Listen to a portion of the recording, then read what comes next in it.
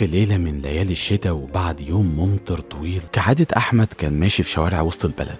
أصله متعود من صغره إنه يمشي كتير بعد المطر مع والده الله يرحمه. طفل وحيد خسر أبوه وأمه من صغره، وكل اللي اتبقى شوية ذكريات وصورة في برواز تحسسه إنه مش لوحده. كالعادة قعد يفكر ويسأل ليه مش قادر يستمر في علاقة. هل هو صعب يتعاشر ولا العلاقات شكلها اتغير عن الصورة اللي في خياله؟ وهو ماشي وعقله قاعد يودي ويجيب، لمح كلب مربوط في عمود نور الناحية التانية، شكله حزين. أحمد شاف في عينيه نفس حزن الوحدة اللي حاسس بيه، بس قال لنفسه ما تستعجلش شوية وصاحبك هيطلع من أي محل من دول وياخدك وتروح على بيتك. ولا صاحبك نسيك أو سابك؟ معقول يكون في حد بالقسوة دي؟ وهنا قرر أحمد إنه هيستنى. مرت ساعة واتنين، أحمد اتأكد إن الكلب فعلا حاله من حاله، فقرر يقرب منه واحدة واحدة وبدأ يحسس على راسه، فلقى متعلق في رقبته طوق وفي اسمه أو اسمها أقصد. طلعت كلبة اسمها لوسي. الغريب إنه الطوق كان عليه دم. أحمد اتفاجئ للحظة، بس فرحته نسيته سبب الدم، وخصوصا لما لوسي رمت راسها في حضنه وكأنها نورت شمعة قلبه من جديد. وهنا أحمد قال لها ما تخافيش يا لوسي، أنا عمري ما هسيبك.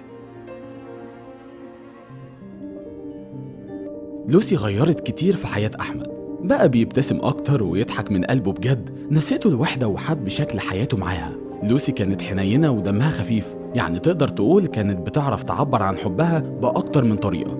أحضان تلاقي مواقف كوميدية مفيش أكتر منها وهكذا، بس كانت عنادية ومش بتتعلم بسهولة. كسرت كتير من حاجات أحمد وجرحت إيده أكتر من مرة بسبب هزارها الغشيم، وده كان بيزعله جدا، بس كان بينسى كل حاجة لما بتنام على رجله بالليل وهو قاعد يتفرج على مسلسله المفضل. كان بيحس إن مفيش حاجات تستاهل، مهما كسرت لوسي هيفضل تمن قليل قوي على اللي بيحسوا معاها، أو زي ما أحمد قالها مفيش حاجة تغلى على لوسي.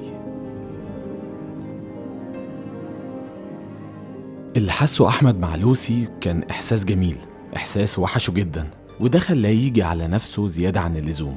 دراعاته بقت مليانة جروح، ولبسه بقى نصه مقطع ومبهدل، أوقات بسبب الهزار واللعب مع لوسي، وأوقات تانية بسبب سلوكها العدواني في بعض الأوقات. بس أحمد كان متأكد إن سلوكها ده سببه أكيد الفترات الصعبة اللي مرت بيها مع ملكها السابق. أوقات بتكون مندفعة جدا من غير تركيز، تشد وتقطع وهي في حالة من عدم السيطرة والإدراك تماما، مش بتاخد بالها من حدة أنيابها اللي شوهت إيد أحمد وهو بيحاول يسيطر عليها. وده بدأ يخوفه جدا، لأنه كان بيحس إنها مش بتكون لوسي اللي حبها وهي في الحالة دي. حتى علاقته بمديره في الشغل بدأت تتوتر، وخصوصا بعد أكتر من مشكلة بسبب قلة التركيز. بس برضه كان شايف كل ده أضرار جانبية لابد منها علشان يحافظ على لوسي. وفي ليلة من الليالي إياها، أحمد كان في وسط مكالمة شغل مهمة بيحاول يحل مشكلة كبيرة. كان متوتر جدا بسبب مديره اللي بلغه إن هو المسؤول بشكل كامل عن المشكلة دي، وإنه لو مركز في شغله ما كانتش حصلت من البداية. في نفس الوقت لوسي كانت في واحدة من حالات الجنون اللي بتجيلها مؤخرا، بتجري في البيت بجنون، بتنبح بعلو صوتها، بتكسر كل حاجة تيجي في طريقها. الحالة دي بقت بتزيد كل يوم عن اللي قبله، بس اليوم ده بالتحديد أحمد مش ناقص. الوضع في شغله صعب جدا ومش قادر إنه يتعامل معاها ولا عارف يسكتها وهو بيكلم مديره. أحمد قفل المكالمة وهو متعصب جدا، وخرج في اتجاه لوسي وهو بيأمرها تسكت وتسمع كلامه وتكون مطيعة، ولكن لوسي ولا حتى بصت ناحيته. وهنا أحمد اتعصب أكتر وراح يجري ناحيتها، بيحاول يحاصرها عشان يسيطر عليها ويوقفها، ويدوب مسك الطوق بتاعها فتقوم لوسي تعض أحمد في دراعه بمنتهى القوة. أنيابها اخترقت كل طبقات الجلد واللحم ووصلت لعظمه. أحمد صرخ بصوت عالي. لوسي بعدت فورا، ملامحها اتغيرت وكأنها رجعت لطبيعتها. حست بالخوف والحيرة وهي بترجع بظهرها، شايفة أحمد مرمي على الأرض وإيده غرقانة دم، وكأن عينيها بتقول أنا عملت كده. أحمد فضل مرمي على الأرض بيتألم، وهنا لوسي قررت إنها تستخبى تحت الكنبة، وأحمد قام وخرج من الشقة.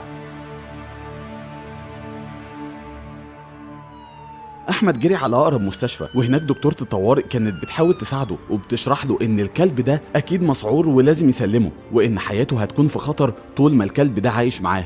أحمد كان قاعد على السرير وهو تقريبا مش سامع ولا كلمة من اللي الدكتورة بتقوله، مصدوم، مش قادر يستوعب أو يتخيل اللي حصل. إزاي لوسي تعمل كده؟ طب هل يقدر يعيش من غير لوسي بعد ما اتعود عليها؟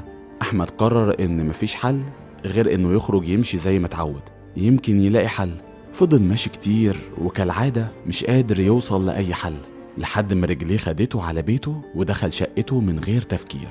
لما دخل أحمد الشقة ما شافش لوسي خالص، ولا قربت ناحية الباب على غير العادة لما كانت بتسمع صوت مفتاحه أو تشم ريحته من بعيد. فراح حطلها أكلها في طبقها ودخل أوضته. في اليوم التاني لوسي بدأت تقرب من أحمد وكأنها بتحاول تصالحه، بتحاول تكرر أي حركة كانت بتضحكه، مطيعة وصوتها مش بيطلع أصلا. بس أحمد كان شايل قوي منها وكمان خايف ممكن تغدر بيه تاني. هل هي ما كانتش فاهمة واللي حصل ده عمره ما هيتكرر؟ لوسي كان عندها استعداد إنها تعمل كل حاجة علشان أحمد يرجع يثق فيها تاني. تقدر تقول إنها الفترة دي بالتحديد شاف منها سلوك كله طاعة وذكاء وحب وغيرة. أحمد قلبه بدأ يضعف ناحيتها، والفترة دي استمرت لأسابيع، وطبعا تأثير الوقت سحري. وفي ليلة أحمد شغل مسلسله المفضل ولوسي واقفة جنبه على الأرض بنفس النظرة اللي شافها في عينيها أول مرة، مكسورة وحزينة ومحتاجاه. وهنا قرر أحمد إنها ترجع مكانها جنبه على الكنبة. فرحة لوسي كانت ما تتوصفش، وبمجرد إنها طلعت على الكنبة عرفت إن صاحبها لسه بيحبها. وهنا حطت راسها على صدره وكأنها بتقوله إنه وحشها. وأحمد ما استناش وقال لها انت كمان وحشتني قوي. بتعدي أيام وأسابيع وترجع لوسي واحدة واحدة لطبيعتها، شوية تنبح بشكل مستمر وشوية تقطع في لبس أحمد وجزمه وكأن شيئا لم يكن. الموضوع بدأ يزيد بشكل تدريجي، كل سلوك قديم بيرجع وأحمد مش مركز قوي. هو كان شايف إن ده طبيعي، مفيش حد كامل، بس المهم إنه ما بقاش لوحده زي الأول. وفي ليلة أحمد رجع بيته بعد ما خلص شغله، ويادوب بيفتح الباب ولقى لوسي مكسرة الدنيا حرفيا، قطعت الكنبة بسنانها والحشو بتاعها بقى في كل مكان. لوسي كانت بتجري بجنون وبتشد أي حاجة في طريقها لحد ما وصلت لصورة أحمد مع عيلته اللي فقدهم من صغره، والصورة دي الحاجة الوحيدة اللي باقية منهم. أحمد جري عليها وبيحاول يشد منها الصورة ويأمرها تسيبها، ولكن ده ما حصلش. لوسي فضلت تشد في الصورة لحد ما قطعتها، وفي اللحظة دي أحمد ما بقاش مصدق عينيه واتعصب بشكل رهيب وصرخ فيها ليه كده يا شيخة حرام عليكي. ولكن لوسي ما سمعتش الكلام وفضلت تجري وتنبح بشكل مستمر، وده خلاه فقد أعصابه تماما وقرر إنه يعاقبها. جري ناحيتها وحاول يمسكها من الطوق، فقامت لوسي عضته جامد في دراعه. صرخ أحمد بعلو صوته، بس المرة دي ما سمعتش وقررت تكمل وعضته من رجله. أحمد للحظة حس إن حياته في خطر، وبأقوى ضربة عنده ضربها برجله التانية ضربة من قوتها هبدتها على الحيط. لوسي فاقت من الضربة، بس المرة دي أحمد غرقان في دمه حرفيا، مش بس دراعه. المنظر كان مرعب حتى بالنسبة ليها، منظر عينيها كلها حزن وندم وخوف. أحمد المرة دي فهم كويس إن العلاقة دي مستحيلة، وقرر إنه يرجع لوسي لنفس مكانها اللي لقاها فيها أول مرة. يمكن تكون مع مالك تاني يعرف يتعامل معاها أو يسيطر عليها.